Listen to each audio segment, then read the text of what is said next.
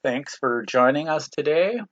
Our main topic is going to be on calendars, eCalendar tips and tricks by myself, Tom Kreuzer. If you haven't already, you can mute your audio and you can turn off your video until the question and answer at the end of the presentation. That might make your experience a little better if you have a slow internet connection. Well, if you have a question, you can use the chat to ask a question, or you can wait till the end of the presentation.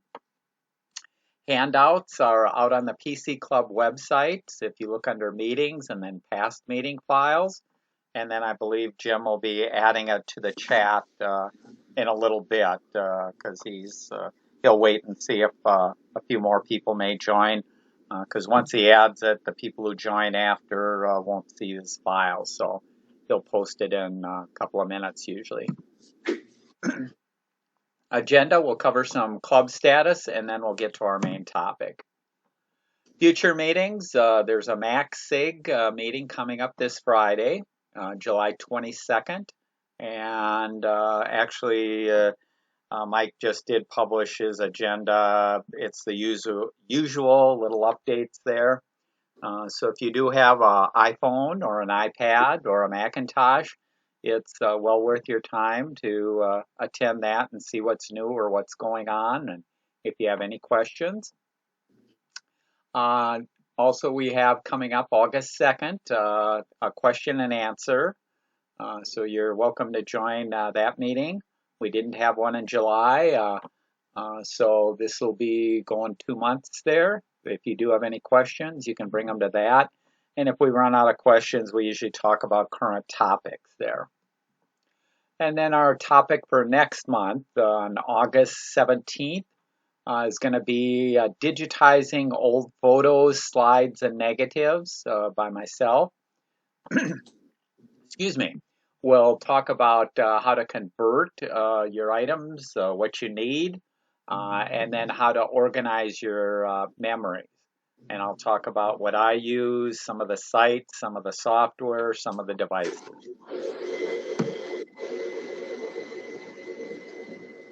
This is coming up, the club, and we've heard from people asking if there was any way we could get together, and because we currently can't get into 3M, this was suggested, so we have scheduled for August 25th, which is a Thursday, a get-together lunch for the PC Club members at the Pizza Ranch in Oak Park Heights, which is just across from the Stillwater High School. And the cost is $8 a person. The club is subsidizing the rest, so you're getting it at less than half price there. There'll be a lunch, social time, and we'll have our election of our club officers. The food is a buffet. You can take a look at their menu out at the website there. And if you are going to come, we'd like you to RSVP by August 21st and tell us what kind of payment you're going to make. And Paula is organizing this, and you can pay by check, Venmo, PayPal, or the exact cash at the event. And if it's a check, you can bring the check to the event also. So if you are interested in coming to that, make sure and RSVP to Paula by then, and I'll send out another announcement or email about it too. Excuse me. These are our officers. Jim is our president. Linda is our vice president. Paul is our membership secretary. Paula is our treasurer. Chuck is our recording secretary. Mike leads the MACSIG. Andrew is our communication coordinator. And I'm a director at large. We're always looking for volunteers, or if somebody wants to join the board, even if you're just interested in it, you can sit in on our monthly board meeting and see if there might be something that you're interested in. We're not looking for a large commitment of time and energy because most of the positions don't require too much extra effort other than attend the monthly meetings there. Excuse me, members old and new, you can pay your dues to Paul Ebert. He does send out an email when your membership expires. But if you are changing your email, make sure to notify us because that's the way we keep in touch and send out notices for these various meetings. If you have suggestions for topics, email your ideas for topics, talk to any of the board members, or if you'd like to volunteer to present, could be on some hardware or some software that you use at work or at home. And if you don't want to present, we do have a monthly eBytes newsletter. We would love to have you write a short, meaning a sentence or two, or a long, multiple pages, of anything of interest that you think other members of the club would be interested in. Website, out on the PC Club website, we do post these handouts and slides, and we try and record the meetings, so the recording link is out there. We also have a deals section. Our monthly newsletter is out there, and the link is shown here, but it's also sent in all the emails. Okay, let's get to our main topic today, which is eCalendar Tips and Tricks by myself, Tom Kreuzer.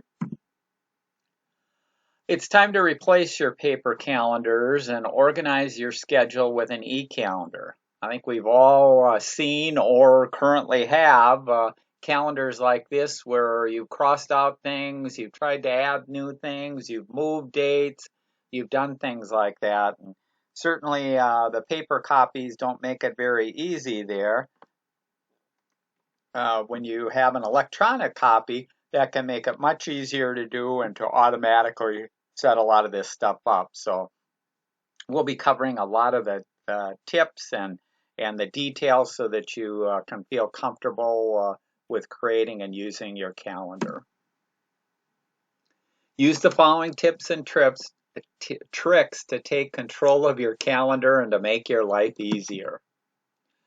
I highly recommend, and we'll be talking about the free Google Calendar, which should be used or which can be used on all devices. So the Google Calendar, regardless of whether you have a PC, a Macintosh, an Android, a Chromebook, Linux, a smartphone, Android phone, an iPhone, tablet, smart device, Google Calendar will work on all those different platforms.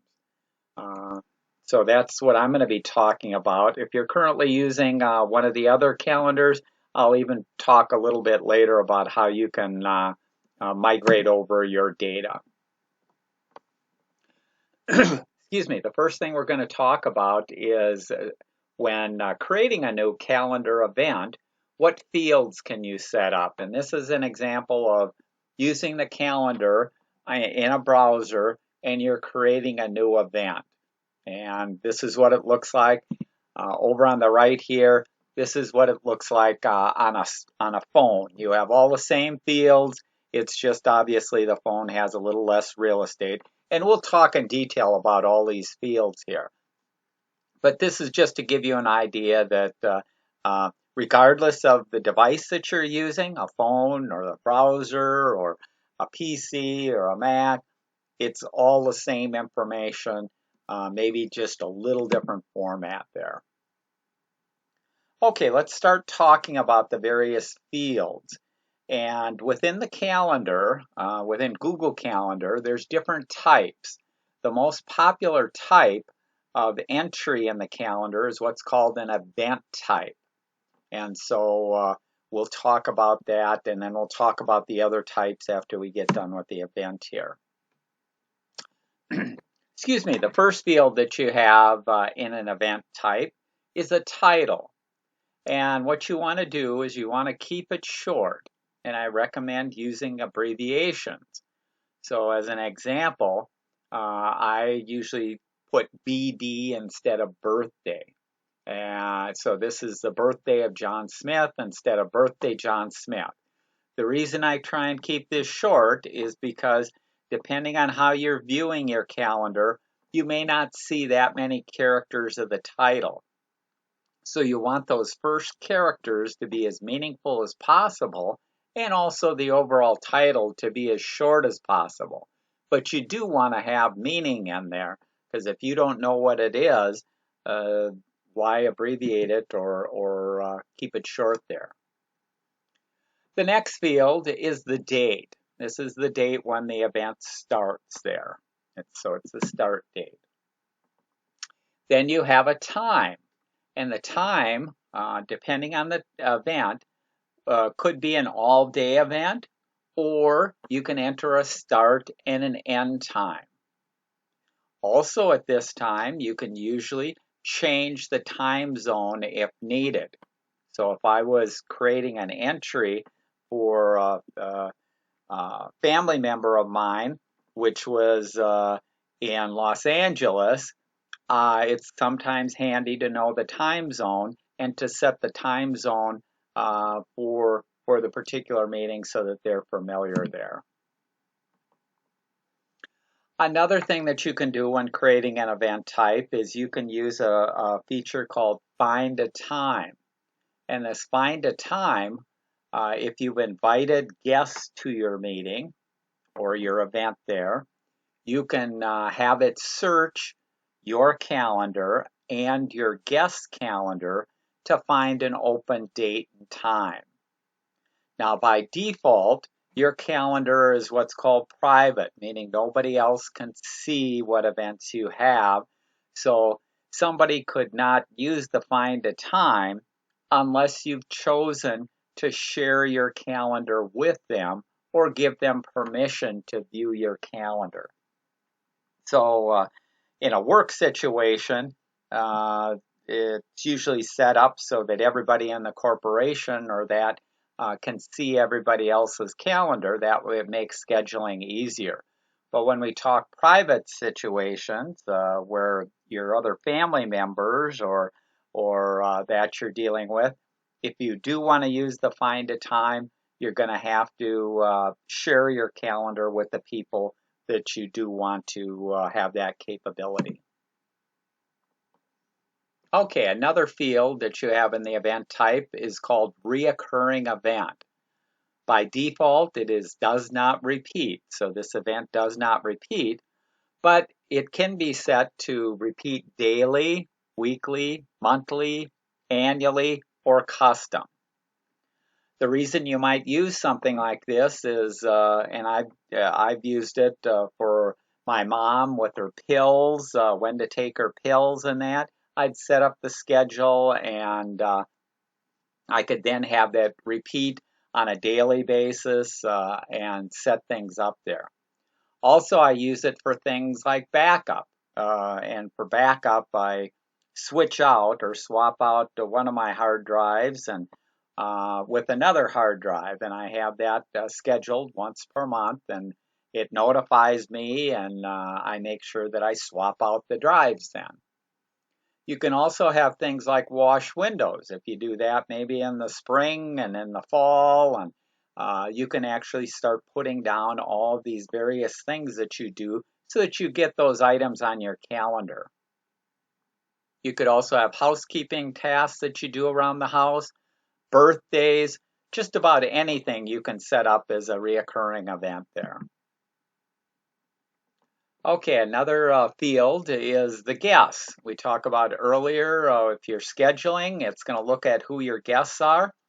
Well, guests, if you identify this event and you invite, let's say, 3 family members, when you create the calendar event, it'll send an email to those 3 people telling them about the event, when it is, and what the title is, and all the information there. It also gives them an opportunity to RSVP either with a yes, a no, or a maybe. So this is a way that you can keep track of who's responded, who hasn't responded, and what their response is. And this is no permissions have to be set or granted to do this. So regardless of whether somebody has shared their calendar or not shared their calendar, it can send out emails to the people that you've invited as guests. Those guests could be people that you have in your contacts, or you can also use distribution lists if you have distribution lists in your contacts. So if there's people that you get together for a luncheon or to do a project or whatever, you can set them up in a distribution list, and just makes it that much easier every time you create an event to invite everybody who should be there. Another field for the guests there is it's called guest permissions. So these guests, whoever you invite there, you have the option of letting them modify the event. Modify the event if you give them the permission there. Let's say I set up a luncheon for a group of people, 2, 3 people, and I set it for this Saturday. And the person gets the email and they can't make Saturday. Well, if the modified event is turned on, that person could go in there and try and reschedule it for another day, maybe Monday. Instead of Saturday, they'd modify it and change it to Monday. When they change it to Monday, all the people in the event there will get notified, and if these people also have modify event, if that date doesn't fit for them, they can suggest another date also. So modify event can be very powerful, especially if you're trying, you don't see somebody, you don't have permission to see their calendar, but you're making it easier for them to reschedule or to move things there.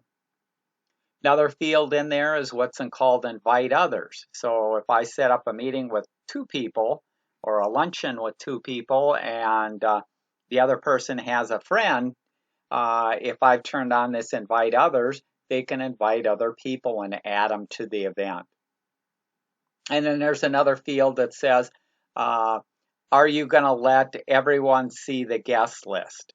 And so you can either have it invisible, where only you see the guest list, or does everybody get to see all the people that you've invited? So some really nice options there. Another option is if you're going to hold this event as a video conference, you can meet using Google Meet, their video conferencing tool. So just by checking that, that'll create the proper link. The person will be able to click on it. You'll be able to connect through the computer using your audio and video there. Another field is location. This is the GPS address that can be used in Google Maps to give you directions, or it can be just text if you want to type in anything that you want. So let's take a quick look, and we'll maybe add an item, add an event. Let me get over here. Oh, where are we here? Oh. So you can set up bookmarks, and this is a bookmark I have for Google Calendar, and I could go directly there. Or the other way, if I'm in Gmail, I can go up here to the top right-hand corner, and these 9 dots up here will give me a list of the most popular Google apps. And if I click on it, you can see there's all these different Google apps that I have access to, and one of them here is Calendar. So let's click on Calendar and go to the calendar. Now when I open the calendar, it comes up in a view. How is it going to show me my events and things out there? And that you can control here, and you can do it by day, week, month, year, schedule, or 4 days. Currently I'm in what's called schedule, but we'll talk about some of these views a little bit later also. But let's create a new event here, and one of the ways that I can do that is I can hit this button, which is the create. You'll see when I click on it, it gives me some different types that I can create, and one of the types is an event. So we'll create an event.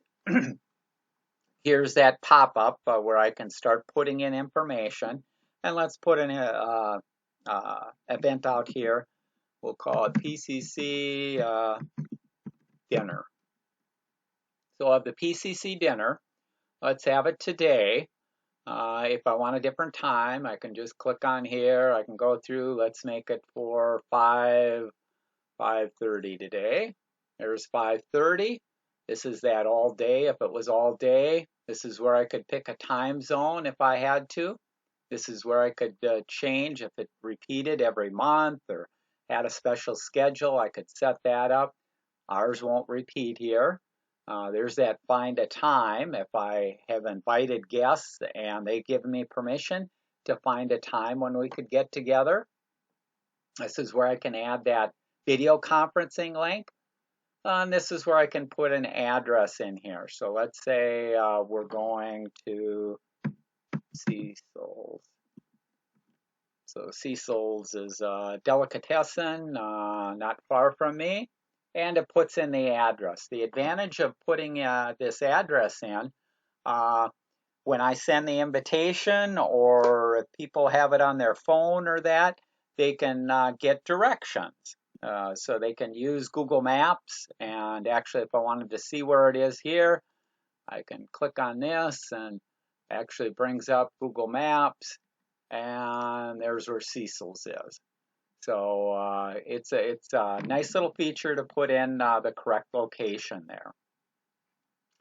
So at this point, we won't save this because we're going to be adding some more stuff. Let's go back to our presentation and we'll talk about some of the other fields here. Okay, some of the other fields is you have a field for notifications, and you could have no notifications, or you can put in as many notifications as you want. The notification can either be an email that's sent or an alert that's sent. And you can define how long before the event, whether it's X number of minutes or hours or days, that the notification is sent. You can also set multiple notifications as it gets closer. Some examples might be for pills. You might have a notification, paying a bill, again, birthdays. Birthdays I have set up so people that I have to send a card out to or that, I'll do that probably 10 days ahead of time or a week ahead of time. It'll notify me so that I can get a card and mail it and get a present and mail it. But then I also have notifications that are for the same day in case I want to go out to their Facebook or give them a telephone call or that. So you can set up as many notifications as you want, triggered off whatever. In this case, let's say that dinner that I was talking about, if it was a month out that I was scheduling, I could create a notification to send them out an email 2 days in advance to everybody on the list. There is going to get a email reminder that the luncheon is coming up. And then I could also send out another email the day of the event itself, or I can set up an alert. So if they have this on their phone or tablet or PC, it's going to pop up and say the event is today and it's coming up in X number of minutes there. Okay, another field that you have is calendar. And by default, when you have a Google account, you have one calendar. That's your main calendar. But you can create any number of calendars. And the reason to create any of these other calendars we'll talk about a little bit later, but you have maybe have created other ones. In addition to the items that you may have created, you may have permission to modify some other calendars. If you've been given permission to modify some other calendars, you could also create an event and save it in somebody else's calendar. I use that personally myself because for the PC Club, I maintain the PC Club's calendar. And actually for the PC Club, we have a general one for meetings, we have board meetings and another calendar, and we have the MacSig and another. So I have permissions to put it in to any of those. I also have permission to go into my dad's calendar, and I can put entries into my dad's calendar. He can still create any number of entries, but I also can go in there. I don't have to log out of my account and log into his account or do things like that. I can do it all from my own account. Another nice field is when you set up an event is you can specify a color, and the color can be used to group or highlight events. So maybe you want to have a combination of work events and personal or health appointments or kids or school or sports. You can choose a specific color for a particular event. Another option is to show you as busy or available when you or a guest uses find a time. So this is if you are unsure whether you want to be busy during this time, so it's just kind of a temporary hold there, you may mark it as still being available. But in most cases, if it's an event that you know you're going to be busy at, you just leave it to be busy. Privacy, so for each event that you create, by default, it's going to have the same visibility as your calendar. So if you've shared your calendar with other people, the other people will be able to see that event. But if, let's say, this is an event that you don't want other people to see who you've shared your calendar with, you can make it private so that only you can see it. Or if your whole calendar is private, but you want to make this single event public, you can do that. So they give you real control over who can see it, whether it's the event itself or your entire calendar. Okay, another field is description. Description is a rich text field, meaning that you can have different fonts, sizes, colors, spacing, bullets, numbers, indents, emojis, images, links, and attachments. For most events, usually the title is sufficient and you really don't even need anything in the description. But if you do need more detail, this is the field where you can put more detail in there. You can even add an attachment. That attachment can be an uploaded file or it can link to a Google Docs file. This last option here is called More Actions, and this appears when you're editing an event. It doesn't appear when you're first creating it, but if you go back in and are editing it, you have the option to print it, delete it, duplicate it. So I could duplicate it within my own calendar. I could copy it to another calendar. I could publish it with a link, or I can change the owner. And we'll talk about changing the owner a little later. So let's take a look at some of these fields. Let's go back here. So this is the item that we were working on. Some of these other entries here are easier to see. If I click on this More option, then we're still working on our PC dinner tonight from 5:30 to 6:30. This is, we put in our location. This is the notification. And again, I can send out an email or a notification. I can set it for the number of minutes, hours, days, or weeks that I want. And I can add as many of these notifications or have no notification at all for the entry. But by default, this is gonna set it up for 30 minutes before this dinner. Whoever I have listed on here, and if they've added it to their calendar, are going to get a notification that they have a dinner at 5:30 there. This is the calendar I mentioned in here. Depending again, if you just haven't used it before and don't have permission to edit anyone else's calendar, it's just going to show your individual main calendar.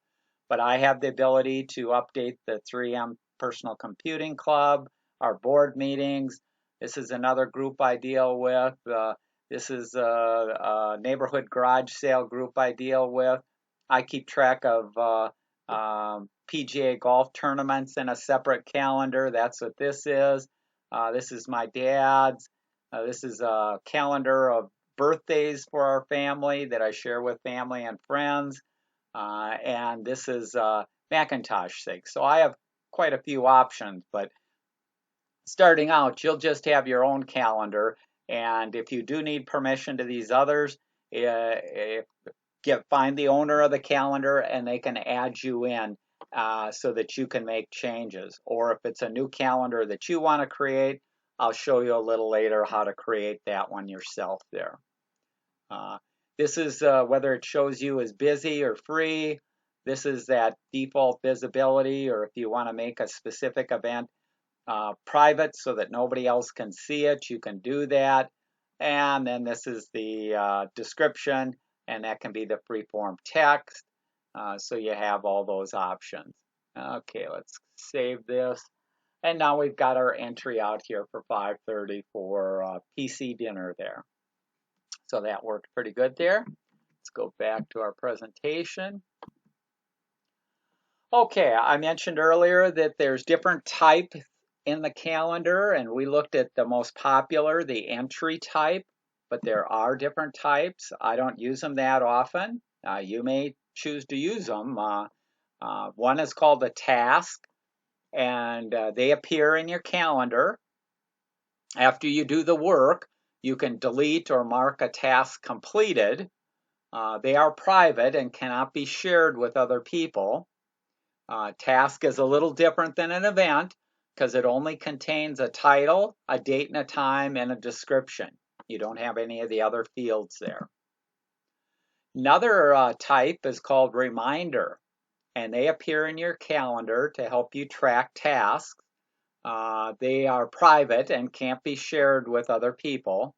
They have even less fields, just a title and a date and a time. The last type is one called goal.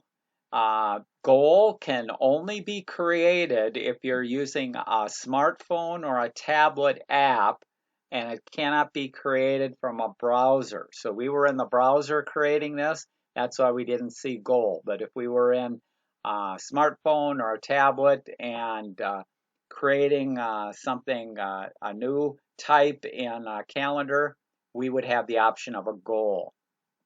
This allows you to set up a list of different goals. Some examples that they have is,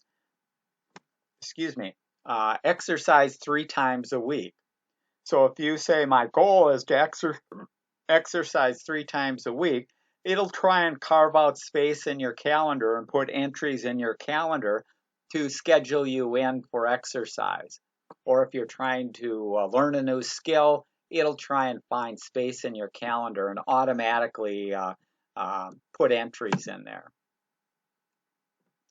Okay, so those are the different types, what you can do. There's a lot of things that you can change in how the calendar looks and operates, and that's done in the calendar settings. So now let's talk about some of the calendar settings. To change settings in Google Calendar, you can go to the browser and go to Google Calendar or where we were, and you click on the gear icon in the top right-hand corner. Many of the settings apply to your calendar on any device. So when you go into the browser and you make changes, it's also changing it if you're using it on your smartphone and on your tablet. But there are some settings that are specific to the phone and tablet. And the phone and tablet, if you go into the gear icon on those have a limited number of settings, and usually those settings only apply to that device. As an example, if I'm viewing my calendar on my smartphone and I'm seeing one day at a time, that does not change my browser. So when I go into my browser and look up my calendar, it comes back. If I was viewing a month at a time, it still shows me a month at a time. So that's where some of the settings apply in that. So some settings that I find helpful, or you should at least consider there, is the first one is called World Clock. This will show different time zones if you create entries for family and friends in different time zones. It can display a secondary time zone, and that time zone is shown for the daily or the weekly view. Default duration of the events that you create. By default, I believe it's 30 minutes, but if you want to set it to an hour, I usually set my default to an hour.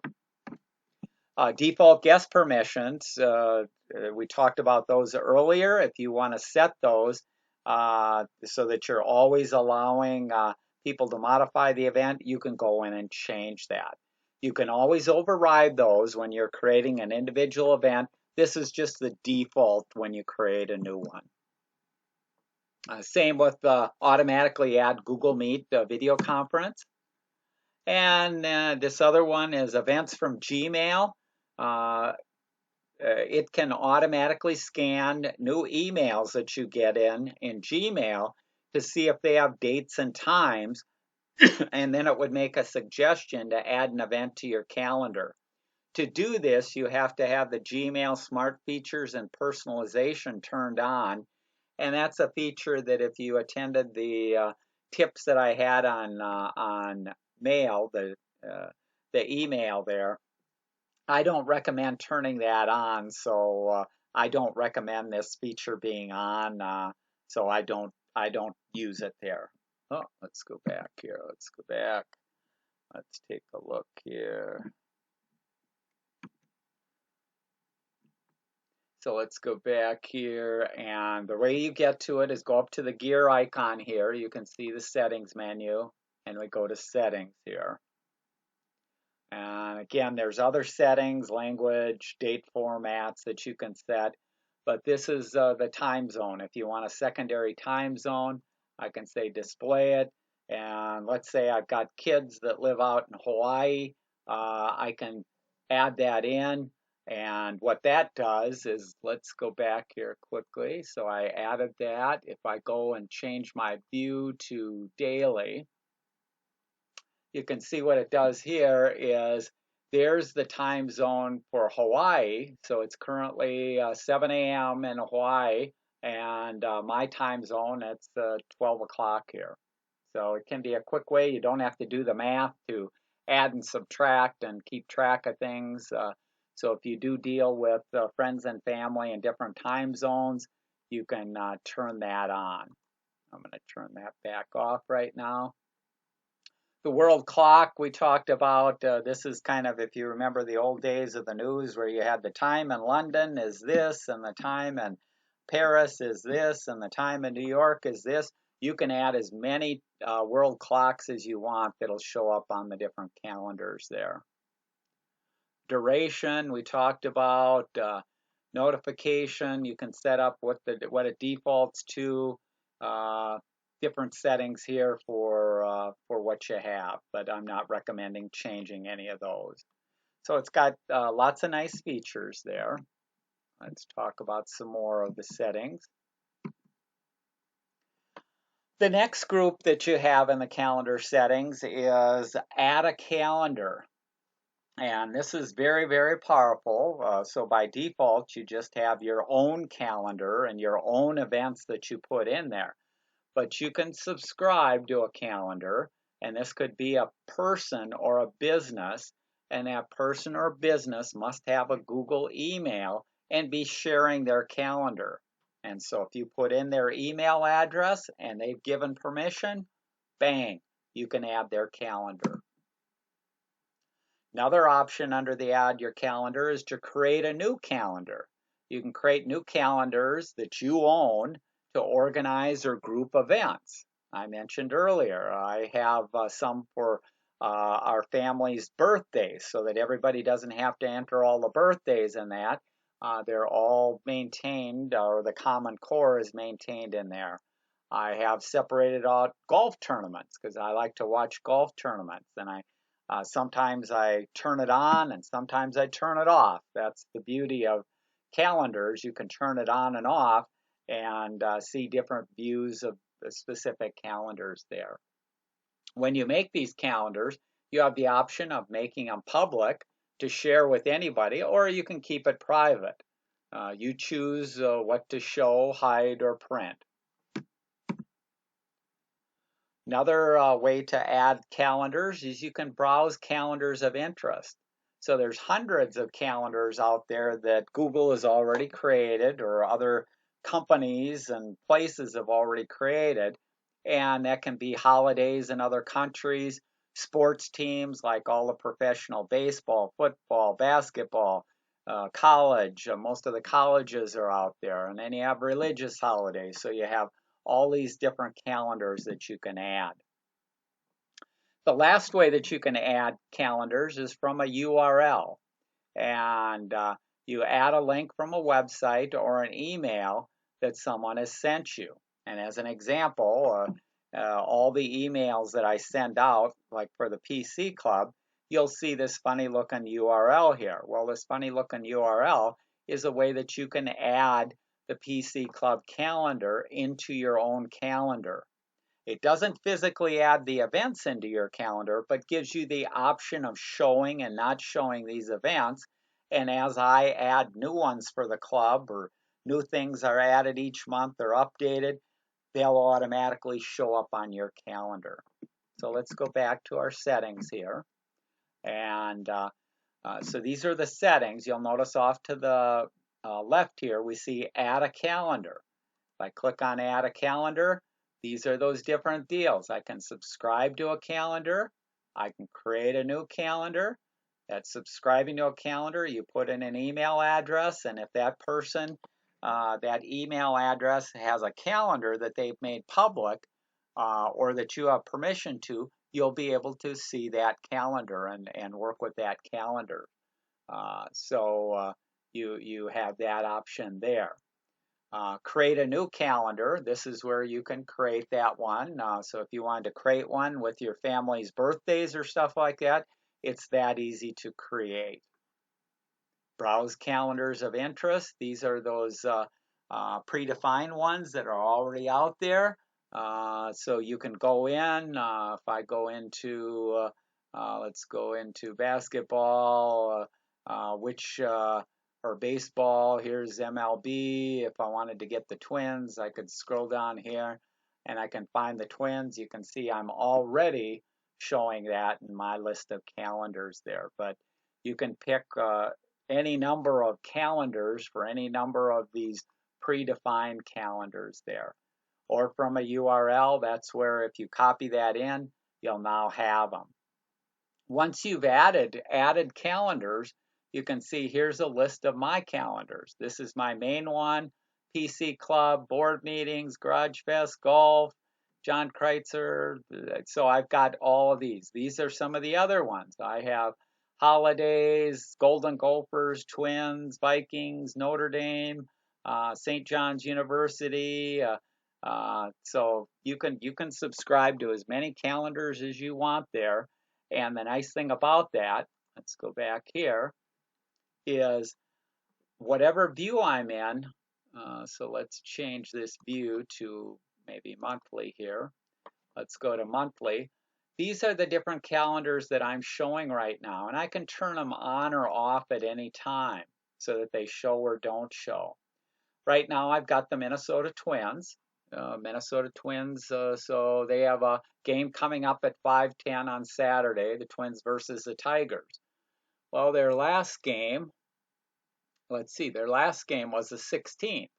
Now, this is from the Minnesota Twins calendar. If I look at this, the Minnesota Twins, or somebody updated this, and this has the real-time score of the Twins game. So at any time, I can go to my calendar, I can get the real-time score of the game. So that game ended up White Sox 3, Twins 6.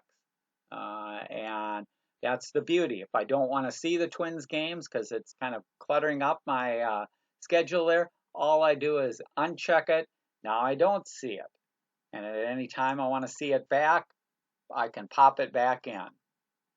And maybe I want to see it in the browser here, but I don't want to see it on my phone. Again, my phone, I can have pick and choose whatever calendars I want to see and work with. So let's go back here. Another important feature that you have in the settings there is the ability to import and export. So if you're currently using eCalendar from Microsoft or Apple or Yahoo or Comcast, Xfinity, you can take that calendar and you can import those entries directly into the Google Calendar there. And so you can get all your entries in. Export, just like the name implies, it can be used to back up your calendar. Uh, Personally, I don't export because I don't back it up. I don't need to back it up because if Google Calendar is not functioning, that means maybe a thermonuclear bomb went off and the whole world's destroyed, in which case I don't need a calendar. But I'm never going to lose my data that's out on the calendar, so I don't back that up. Okay, what are some other settings? Uh, each calendar, and I showed this a little bit, each calendar that you have, whether it's something that I created or something that somebody gave me permission to, or as a standard Google one, can have different settings. Those settings relate to access permissions, whether it's public or not, shared with specific people. So again, if I create the calendar or give them permission, I can choose who to share it with individually. Notifications, set what a new event defaults to in notifications. And then there's another option, daily agenda, which can actually send out a daily schedule to your email every day. I don't tend to use that, so we won't go into that right now. Okay, what are some tips and tricks? Well, one of the nicest thing, if you're brand new to the calendar and don't know some of the shortcuts, is there's a lot of different shortcuts that you can use, and you can get the shortcuts just by typing a question mark. So let's go over to our calendar here. If I just hit a question mark here, these are the keyboard shortcuts. So navigating to different periods, P or K, N or J, today is a T, go to is G. If I want to change my view from daily, weekly, monthly, custom, schedule, or year, I can use 1, 2, 3, 4, 5, 6, or usually the first letter there. And then there's all these if I want to create an event, save an event, print, different things there. But the view and stuff like that is handy because frequently, if you use your calendar a lot, you're switching views. So right now it's in the monthly view. If I wanted it in the daily view, I can just put in a D. Now it's in my daily view. W, I can put it in the weekly view, and etc. There, I can switch between just by one simple click of the key there.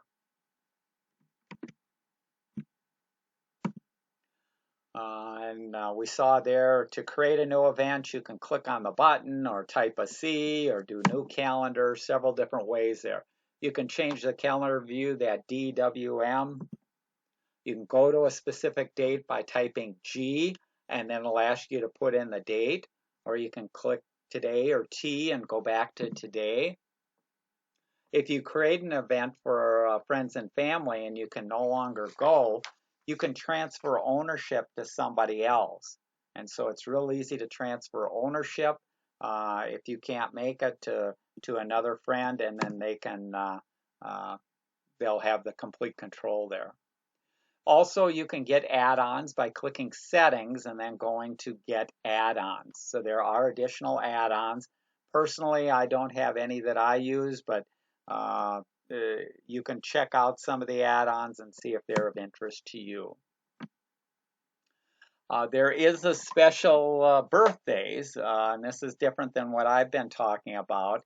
A calendar is automatically created by Google from your contacts. So if you're using Google Contacts and you put birthdays in there, it'll pull the dates out of your Google Contacts and put them on your calendar. I don't use this. Instead, I create my own calendar with just the friends and family I want. I still put birthdays in my contacts, but that's even, well, it's a little different than the friends and stuff like that I have in the Kreuzer birthday calendar there. So you can easily, you can figure out your own system on how you want to keep track of things, but and you can turn this special birthday calendar on or off again, whether it's viewed or not viewed.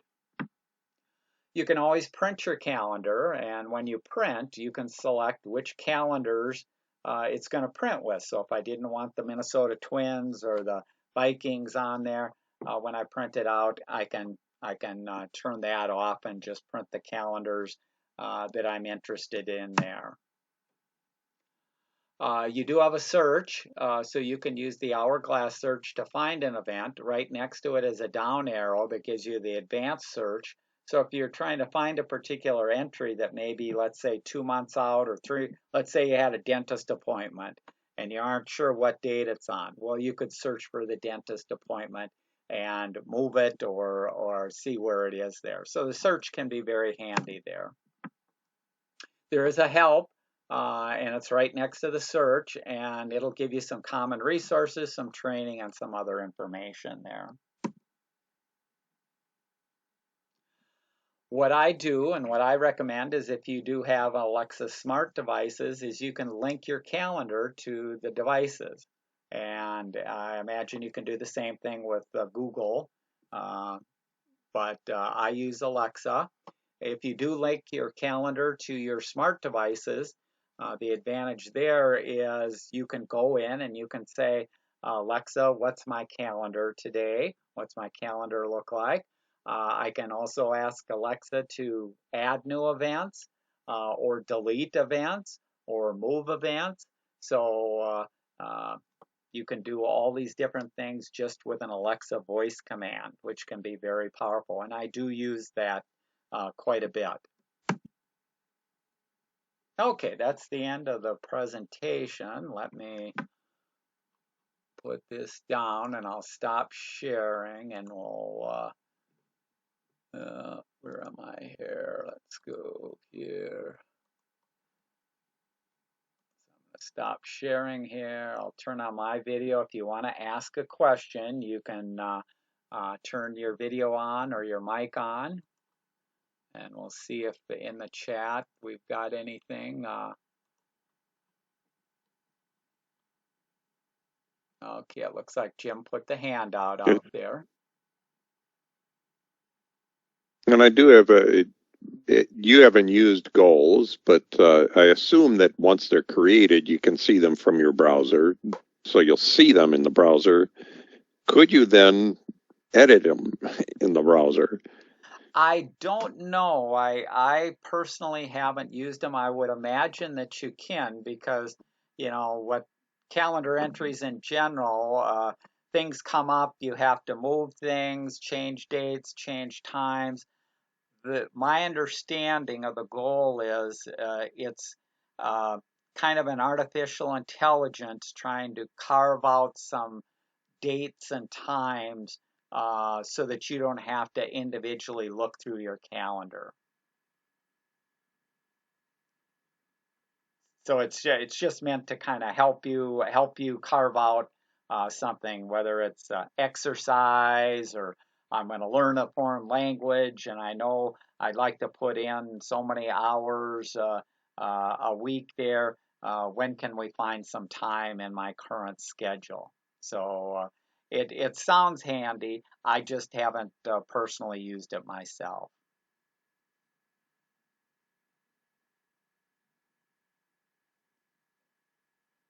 Okay, Steve asks how to add GPS coordinates to the location.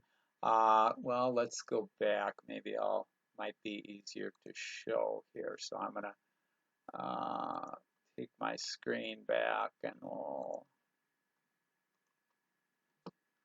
so let's go back to our calendar and well, let's see. We'll change this. Or let's create a new one. Oh, it doesn't matter whether it's new or old, that it would be the same. So as I'm creating the old there, or creating an entry here, it says add location. This field is just pure text. If I said, I can put anything I want in there, and I can save this name. But this is acting just like Google Maps. So if I put in a name of a business or that, it's going to bring up a location here. But if I just wanted to type in, well, or let's see, I'll just say, so this isn't a valid location. I can do this, backyard. I can say we're going to hold this in the backyard here. And so I can put freeform text in here. And if I attempted to bring that up in Google Maps, it doesn't know where backyard is because that's not a valid location. But let's say in this case, I'm going out to dinner and it's at the Red Lobster. So I can type red. As I start typing, you can see just like in Google Maps, it's giving me locations here, Red Lobster locations. And in fact, we were just at this one in Roseville a few days ago. I can pick this location and it automatically fills in the full address. And so this is the GPS location. If I want to see where that is in Google Maps, there it is in Google Maps there. If I want to get directions, I can get directions there. So that's how easy it is. It's essentially using Google Maps inside of your calendar here. And so once I define this, so let's save this. So this is the entry that we just did, but we created this one for Cecil's from 5:30 to 6. If I open this up at any time, I go into this entry, I can click on that address, and it'll show me where Cecil's is there. I can also, once I have this up, I could send it to my phone. I could get driving directions. If I'm pulling this up on my phone, then I just click one button to, give me the start the driving directions and take me there. So is there any way to get longitude and latitude?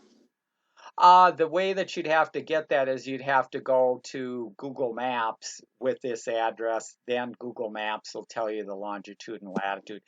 Within here, this just stores the entry. So you can see what's stored here is just enough information to bring up the correct location in Google Maps. Okay. Okay, great. Thank you. You're welcome. Okay, let me go back here.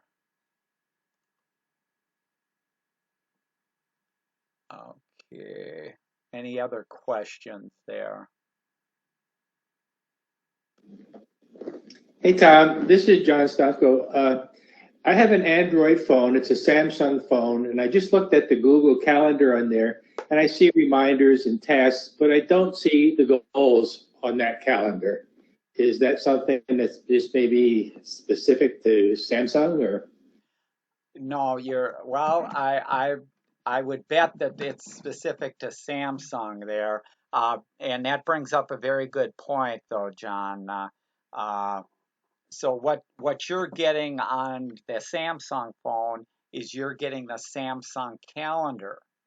Now, what you can do is you can go out to the App Store and you can get the Google Calendar. So you can load the Google Calendar onto your phone. And that would be true if you had like an iPhone. So I have an iPhone, well, I have an iPad. I have an Android phone, but I have an iPad. On my iPad, I don't use the default Apple Calendar. I loaded the Google Calendar, and then I have all capabilities that I have. Now, I can use Google Calendar or a Google account. I could use it with the Apple Calendar, but I don't have all the features and functions that I just showed in the Apple Calendar. So that's where earlier when I said I recommend Google Calendar just because it can be used on every device, and to me gives me the most features and capabilities of any other calendar out there. Okay, I just looked on my phone again, and that is the Google Calendar that I have, because it's, you know, when I open up the Play Store, it says it's there that I could open up the calendar. Your Samsung Calendar is also on this phone, but I don't use it. But as I said, the Google Calendar that I have does not have goals. So I mean, I probably don't know if I'd ever use it anyhow, but it's just not there. Yeah, I just brought it. You had me worried that maybe they just took it out in the latest Android version or something like that, or that. But I just brought it up on my phone, the Google Calendar, and I have goal in there. So I have the four things: exercise, build a skill, family and friends, me time, organize my life. Maybe I should be using this to organize my life. But yeah, I'm not sure. Tell you the truth, I'm not sure why. That's the only thing I could think of is it wasn't using Google Calendar there. Because the goal is specific to Google Calendar. It is not a function that you're going to find in any of the other calendars there.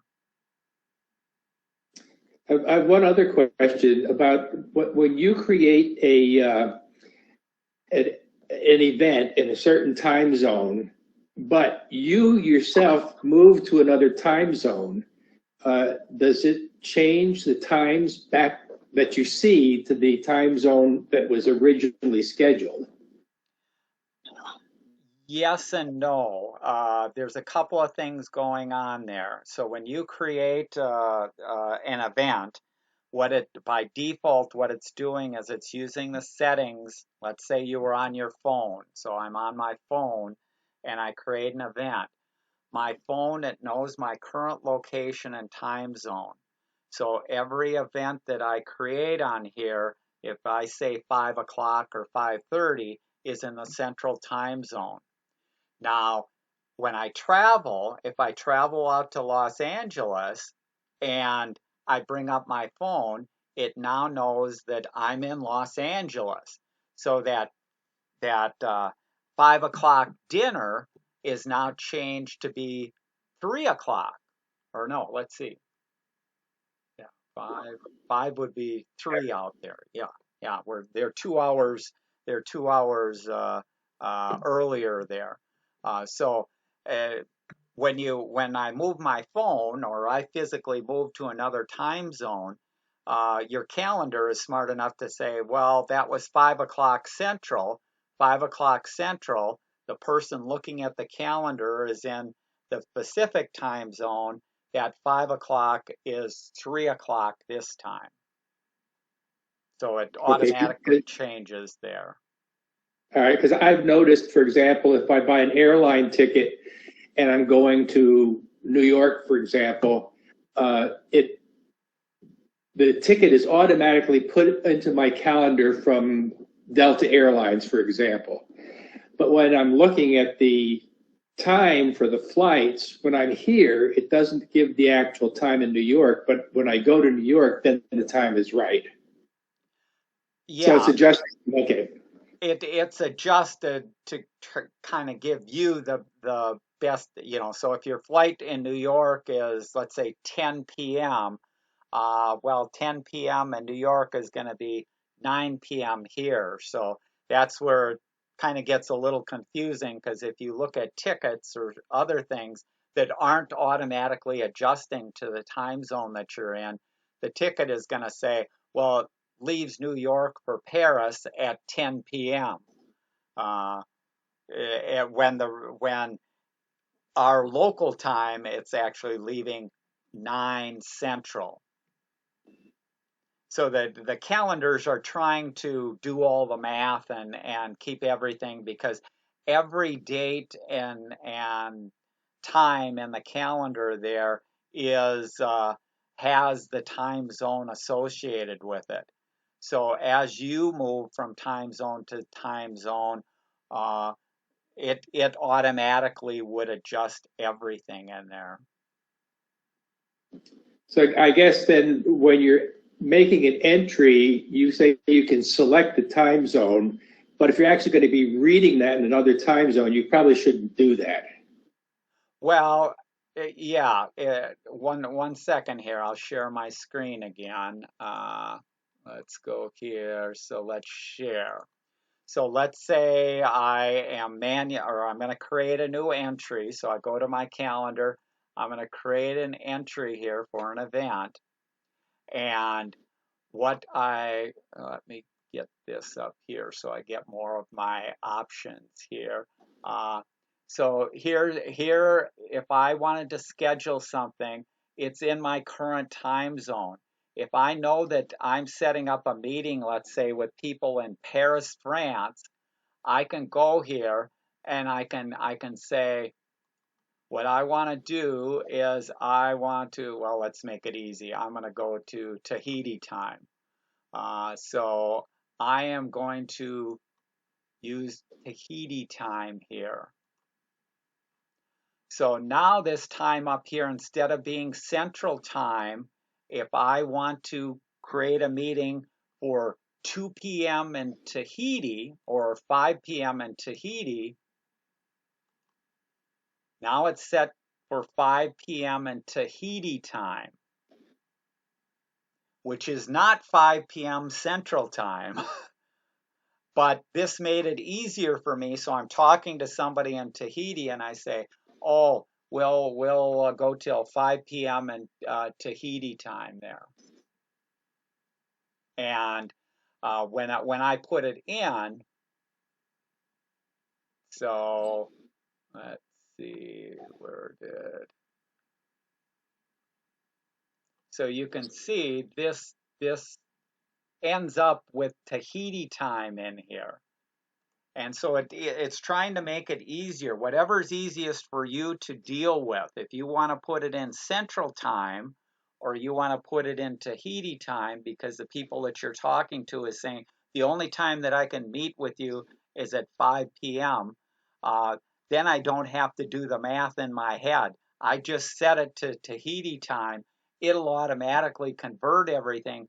For me, when I look on my calendar, it'll be the correct time for Central Time, but when I send this invitation to other people, they're going to see it in their own time zone, whatever it is. But I guess the question I was asking is, okay, you say that meeting's going to be at a certain time in Tahiti, but if you actually go to Tahiti, would that be showing the time on your calendar for Central Time? Yes. Or Okay. I should say, no, if you go to Tahiti, I would land in Tahiti. It recognizes I'm in Tahiti, and it would show 5 p.m. Okay. Because this entry here is now all governed off of this information stored in the background. And I see where you're getting a little confused because you're just maybe seeing a start and an end time. But with every time and with every date, there is a time zone. And that time zone is taken into account. Okay. Like I said, this was a little bit of confusing to me when I made a flight reservation, and all of a sudden I looked on the calendar, and the times for coming back were different than would be on the ticket, because when I'm here, I'm looking at the time in the present time zone, not what it is on the place where I would be. Maybe I'm just confusing things. Yeah, and it's I guess the easiest is it's up to you what makes it easier for you to set the time. So in this case, I created this entry, so we'll just differentiate this. This is a test entry. Uh, this is 5 to 9 for Tahiti. 5 p.m. to 9 You, p.m. in Tahiti. It is not Central Time. But everywhere that I see stuff here, it's going to show my entry there.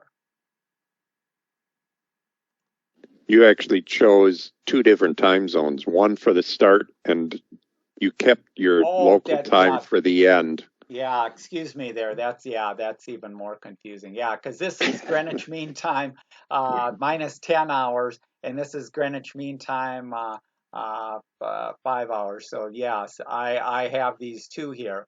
I have a start and an end time there. You shouldn't do that for here. It should be the same time zone for both of them there. So there's 5 to 9 Tahiti time. And as it shows up, it's going to be, where are we here? 5 to 9 Tahiti time is going to be, uh, what was it? Yesterday, probably. It ends up being yesterday because we were 10 hours. So, Or is and it? It's yeah, yeah, it's there on the 21st. right. Did you accidentally choose all day somehow? No, No. no, I didn't. Yeah, that's it. That's it. I don't know. It's getting confused, but normally what it's used for, it's a case of whatever's going to be the easiest for you to enter. So if it's something that you're scheduling in your own time zone, certainly you aren't going to be using it. Yeah, somehow that got turned off there. I'm not sure. Well, let's do this. Well, to use separate, you can use one time zone for the start and a different time zone for the end. If you want it all to be in one time zone, don't check that box. Correct. Correct. Yeah. Yeah, so that's and the whole assumption on all of this is just to make it easier for you to schedule or for the notifications going to people and stuff like that. But it's always adjusted. So if I set it to so if I left it in Central Time Zone and sent it to somebody over in Tahiti there, it's automatically going to be adjusted on their calendar to their correct time so that it corresponds to Central Time back here. So it's just trying to save you having to manually do pluses and minuses and take the guesswork out of people trying to add or subtract hours and figure out what time it was. Okay. Okay, thank you. Yeah, we probably made it cloudier. You can give it a try, but bottom line is you should be able to get exactly what you want there, and it's up to you how you want to use it there. If you want to enter it in Tahiti or some other time zone, or you want to enter it all in Central. But in the background, all calendar entries are stamped with a time zone. So even though you didn't pick a time zone, it's whatever time zone you're currently in is what it's showing the entry, and when you create things, that's what it's using. Okay, well, the main question came up because of a flight that was made, and they put time zones in Central Time Zone. So when I'm actually looking at the other flight on the tech calendar here, the times are wrong. But when I'm in the location, then the time is okay because I won't obviously will be taking a flight back from And that time zone. Okay, gotcha. Thank you. yeah, and it's very confusing because uh, when I was working at 3M on their computer systems, a number of their computer systems and a number of commercial computing systems don't store time zone information. So, as an example, when you log when a record was created, you have a date and a time. And my question whenever I do reviews of these various systems for people, and I'd say, you have a date and a time, whose date and time? Because if an order was placed to buy a pallet of sandpaper and it was placed on July 20th at 1 p.m., whose time is that if the order was placed in Paris, France? Well, if it was placed in Paris, France, it might be July 21st. It's not July 20th, so it gets very confusing on whose date and time, and that's why all good systems do carry along with them the designation of what time zone it is, because typically when you're showing it to a user, you want to put it in that user's time zone to make it meaningful. Because if it's not, all of a sudden, I placed an order, but the order entry system is out in Hawaii. And so Hawaii says, what are they, 6 hours behind us or that? It says that I ordered this at 7 o'clock in the morning. Well, no, I just placed the order right now. What do you mean? Did somebody hack into the system and do something earlier? No, it's just the difference in time zone. Okay, any other questions or comments? Otherwise, thanks for joining, and MaxSig this Friday, and we'll have our meeting in August. Thanks for joining us today.